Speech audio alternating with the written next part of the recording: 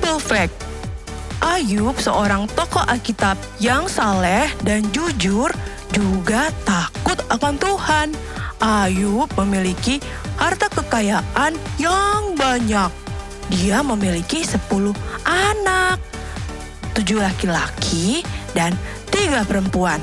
Ayatnya kalian bisa baca di Ayub 1 ayat 1 sampai 3. Ayub juga merupakan orang yang setia, teman-teman. Dia melaksanakan tugasnya sebagai imam dalam keluarganya. Mau tahu lebih banyak tentang Ayub? Makanya ikuti ibadah ini dari awal sampai akhir dengan sungguh-sungguh. God bless you.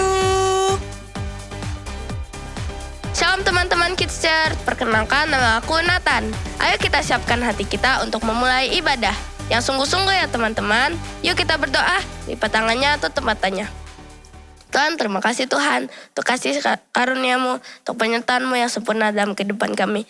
Sebentar kami ingin memulai ibadah kami akan memuji dan meninggikan nama-Mu. Kiranya Engkau memberkati kami selama beribadah agar bisa lancar dari awal, pertengahan hingga akhir. Dalam nama Tuhan Yesus kami berdoa dan mengucap syukur. Haleluya, amin. Let's praise and worship.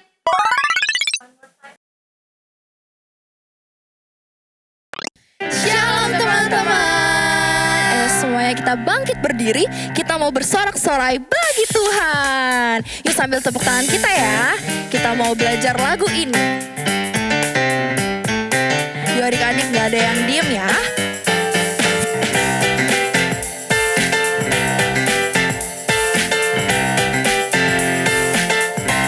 Yuk yang semangat katakan. Di terangnya mentari, di gelapnya malam hari, katakan ku tak akan sendiri. Sendiri.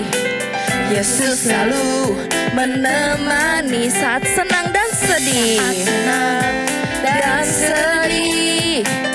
Tertawa dan menangis.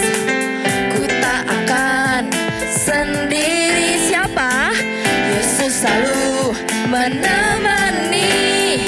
Yesus setia, besar-besar kasih-Nya, takkan berubah sampai selamanya. Yesus setia, besar-besar kasih-Nya, takkan bersorak. Hey, Dia teman setia.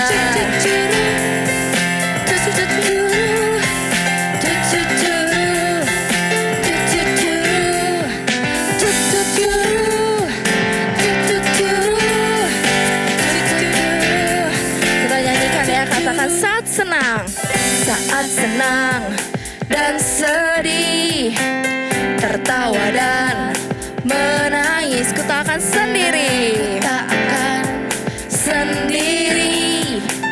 Yesus selalu menemani. Semangat ya. Yesus setia, besar-besar kasih-Nya, takkan berubah sampai selamanya. Yesus setia, besar-besar kasih-Nya, kukan bersorak. Hey, Dia teman setia.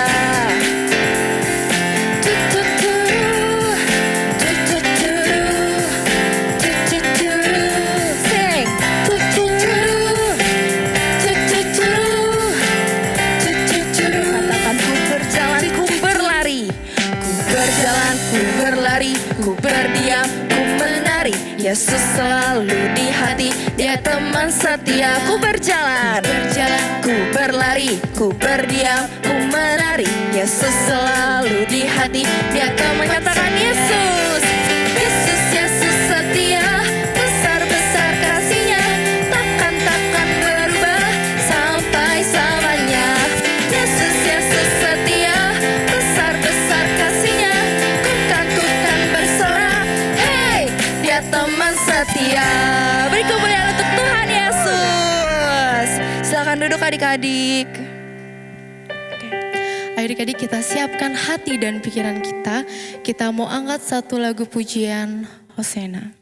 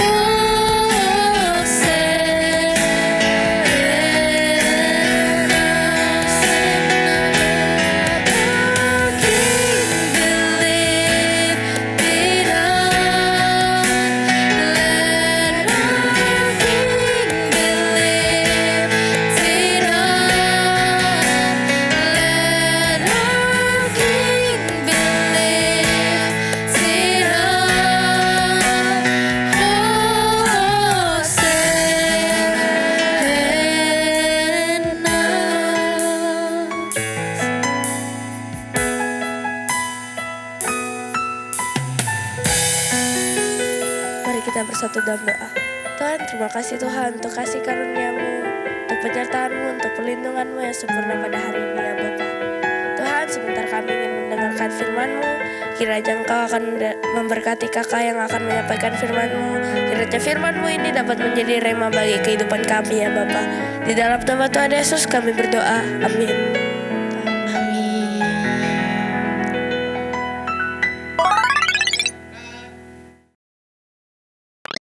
Shalom adik-adik, jumpa lagi sama kakak bulan ini, bulan November dan kita hampir menyelesaikan tahun ini ya. Berapa bulan lagi? 2 bulan lagi kita selesai dan di bulan ini sebelum kita menyelesaikan tahun ini, sebelum masuk bulan yang terakhir, kita masih tetap setia ya. Menanti-nantikan Tuhan, belajar firman Tuhan, ibadah setiap minggunya oke. Nah hari ini tidak kalah seru lagi, tidak kalah penting, tidak kalah menarik. Cerita firman yang akan kakak sampaikan untuk bulan ini. Seperti bulan-bulan yang sudah lalu, bulan ini juga akan mendapatkan tema cerita pesan Tuhan yang hebat. Nah, di bulan ini kakak mau sampaikan salah satu tema penting dari gereja kita. Karena kita ada di gereja di bawah pimpinan GBI, Gatot Subroto. Di gereja kita punya yang namanya DNA. Apa itu DNA? DNA itu adalah karakter kita. Ya, karakter gereja kita yaitu disebut Restorasi Pondok Daud. Apa itu Restorasi Pondok Daud, Kak? Restorasi Pondok Daud itu seperti ini. Isinya adalah begini. Pahlawan-pahlawan yang gagah perkasa. Yang hidup di dalam doa, pujian, penyembahan siang dan malam. Bersama-sama unity siang dan malam. Dan yang hidup menurut kehendak Bapa pada zaman ini. Nah, di bulan ini kakak mau cerita bagaimana caranya kita menjadi pahlawan-pahlawan yang gagah perkasa. Yang mempunyai gaya hidup, bagaimana kita hidup di dalam doa, pujian, penyembahan setiap hari. Dan kita akan belajar juga bagaimana caranya kita menjadi anak Tuhan yang unity dan yang melakukan kehendak Bapa. Nah di minggu pertama kakak ambil bagian tentang pahlawan Tuhan yang gagah perkasa. Nah cerita minggu ini kakak mau sampaikan dari cerita seorang yang dipakai Tuhan yang menjadi pahlawan yang gagah perkasa. Oke? Nah kakak mau cerita. Suatu kali cerita ini diambil dari kitab Hakim-Hakim pasal 6 sampai yang pasal 7. Ya, adik-adik akan nanti baca sendiri, kakak akan sampaikan cerita ini supaya lebih mudah dimengerti. Nah, suatu kali bangsa Israel mulai berpaling dari menyembah Tuhan, menyembah Allah yang lain. Yaitu menyembah Baal atau Allah-Allah orang Amori yang bukan Allah yang disembah seharusnya oleh bangsa Israel. Mereka mulai menjauhkan diri daripada Tuhan. Sehingga akhirnya Tuhan menghukum mereka dan menyerahkan mereka ke dalam tangan orang Midian musuh mereka. Mereka diberikan, udahlah diserahkan Tuhan kepada orang-orang Midian. Karena mereka tidak taat, karena mereka menjauh dari Tuhan dan tidak lagi mau menyembah Tuhan. Sehingga akhirnya orang Israel sadar atas apa yang mereka perbuat dan hukuman Tuhan yang menimpa mereka. Dan mereka mulai berseru kepada Tuhan, minta pertolongan Tuhan. Dan mereka mulai merasa mau dilepaskan dari kesesakan yang mereka alami atas perbuatan dosa mereka. Sehingga akhirnya Tuhan mendengar seruan mereka. Dan suatu kali malaikat Tuhan datang menjumpai seorang yang bernama Gideon. Gideon sedang bekerja di ladang. Dan pada waktu itu Tuhan menampakkan dirinya kepada Gideon dan mulai menyapa Gideon dengan sapaan, "Hai kamu pahlawan yang gagah perkasa." Kira-kira kalau tiba-tiba ada orang yang ngomong sama kamu dan bicara seperti ini, "Kamu adalah pahlawan yang luar biasa. Kamu adalah pahlawan prajurit yang hebat." Kira-kira kamu kaget gak? Kaget, karena kita bukan prajurit. Kita bukan tentara. Tiba-tiba ada orang yang menganggap itu sebagai seorang tentara atau prajurit. Kira-kira kamu heran gak? Heran pasti ya, bingung ya. Kenapa tiba-tiba aku dianggap sebagai seorang tentara atau prajurit? Nah sama dengan Gideon. Gideon adalah seorang petani, dia bukan tentara. Dan Gideon adalah orang yang berasal dari kaum atau suku yang kecil, yang tidak dianggap. Dan dia adalah orang yang paling muda di antara keluarganya. Dia bukan siapa-siapa. Tapi pada waktu itu Tuhan menampakkan dirinya dan menyatakan bahwa dia adalah pahlawan yang gagah perkasa. Dan Tuhan mau supaya Gideon menjadi pahlawan yang membebaskan orang Israel dari tangan musuhnya. Yaitu tangan orang-orang Midian. Dan pada waktu itu Gideon mulai bicara, Tuhan, kalau Tuhan ada bersama dengan kami, kenapa kami harus mengalami semua ini? Kenapa kami harus mengalami siksaan, cengkraman atau kejahatan orang-orang Midian? Tapi firman Tuhan bilang, pergilah Gunakanlah kekuatanmu itu, dan karena kekuatan kamu itu aku akan mengutus kamu menjadi pahlawan yang hebat. Dan Gideon mulai merasa ragu, tidak percaya apa yang dikatakan oleh malaikat Tuhan ini. Dan dia meminta tanda-tanda dari Tuhan untuk membuktikan apakah dia layak atau tidak. Tapi Tuhan menyatakan kuasanya kepada Gideon. Tuhan perintahkan Gideon untuk mengambil 10 ekor lembu dan pergi bersama dengan orang-orangnya untuk menghancurkan Baal atau patung-patung yang disembah. Tuhan Allah yang orang Israel sembah yang bukan Allah yang benar dihancurkan, dan Gideon harus mempersembahkan korban melalui kayu-kayu yang bekas hancur-hancuran dari Baal-Baal itu untuk persembahkan kepada Tuhan. Dibakar dan diberikan kepada Tuhan persembahan itu. Sehingga Gideon mulai menyerahkan atau mempersembahkan persembahan kepada Tuhan yang benar. Dan Gideon melakukan hal itu seperti yang Tuhan perintahkan. Dan suatu kali setelah itu, Gideon mulai mengumpulkan banyak orang seperti ini perintahkan Tuhan. Dari suku-suku bangsanya, dia kumpulkan orang-orang hebat, orang-orang kuat, orang-orang yang bisa berperang, yang orang-orang yang biasa melakukan peperangan untuk menjadi pahlawan-pahlawan yang akan mengalahkan orang Midian bersama dengan Gideon. Dia kumpulkan dari orang-orang yang ada di utara, di selatan, dia bawa semuanya sehingga terkumpul banyak orang pada waktu itu. Orang-orang kuat, orang-orang yang berani. Dan dia mulai mengumpulkan itu untuk menjadi orang-orang yang akan berperang mengalahkan orang Midian bersama dengan Gideon.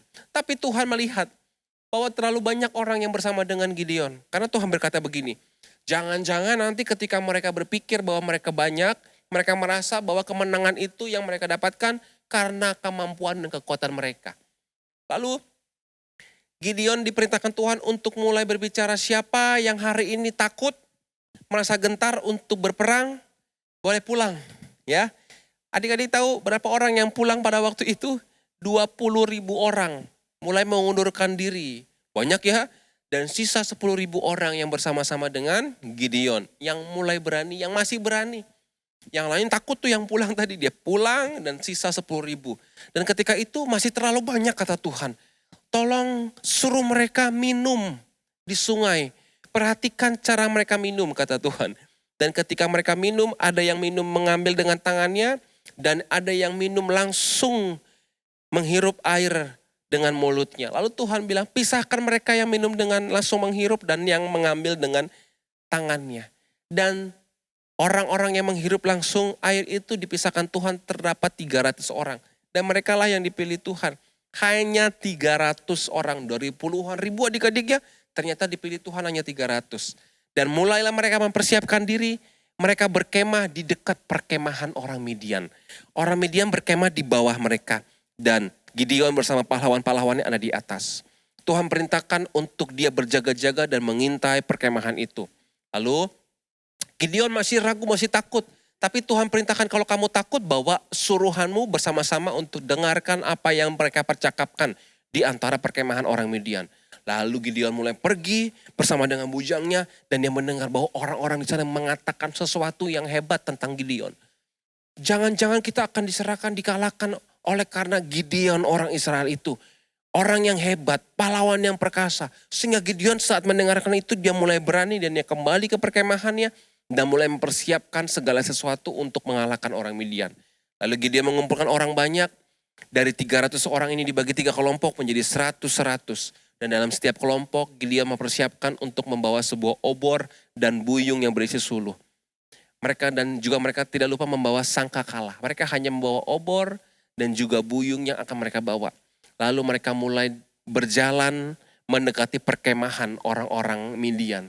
Dan pada waktu itu adik-adik, ketika aba-aba dimulai, mereka meniup sangkakala dan memecahkan buyung itu di antara perkemahan orang Midian. Dan pada waktu itu orang Midian menjadi takut dan mulai lari ketakutan. Mereka saling menyerang satu sama lain dan mereka mulai berlari jauh karena ketakutan dan mereka dikalahkan.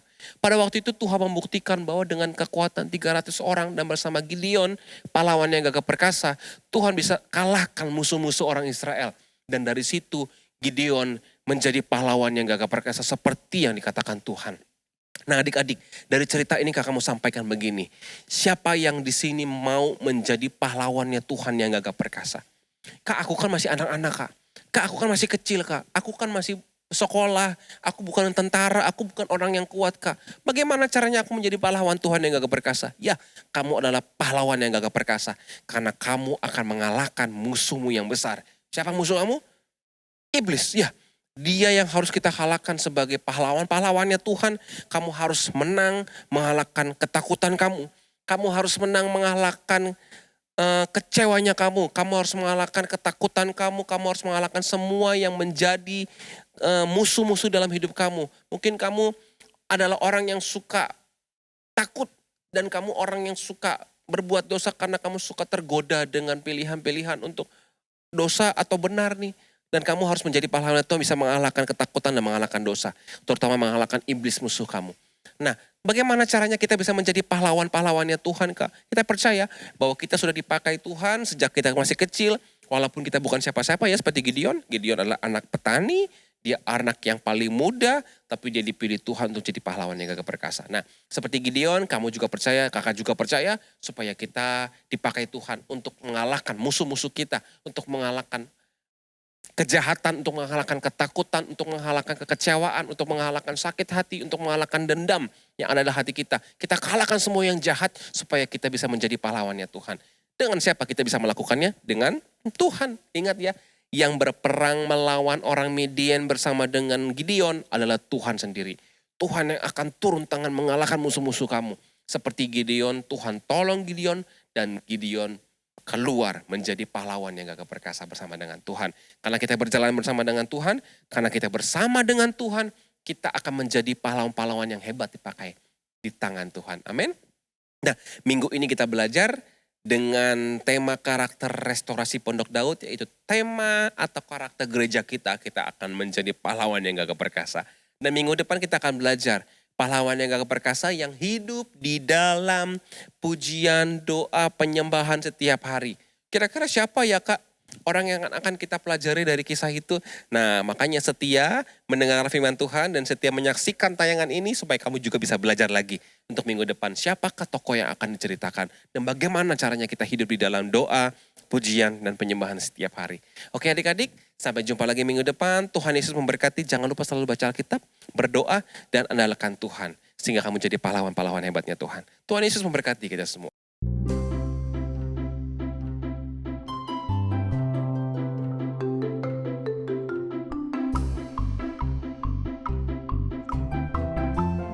Shalom.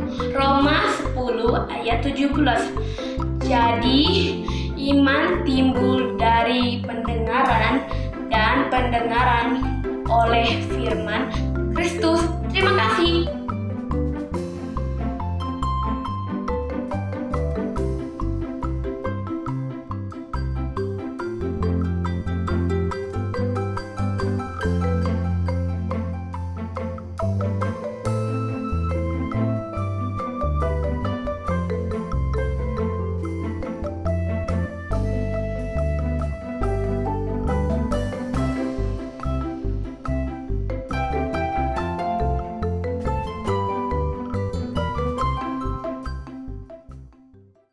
Adik-adik, sebelum kita selesai ibadah dan sebelum kita tutup ibadah kita, kakak ajak semua kita berdoa sekali lagi. Kita mau terima berkat dari Tuhan Yesus. Yuk kita berdoa bersama-sama.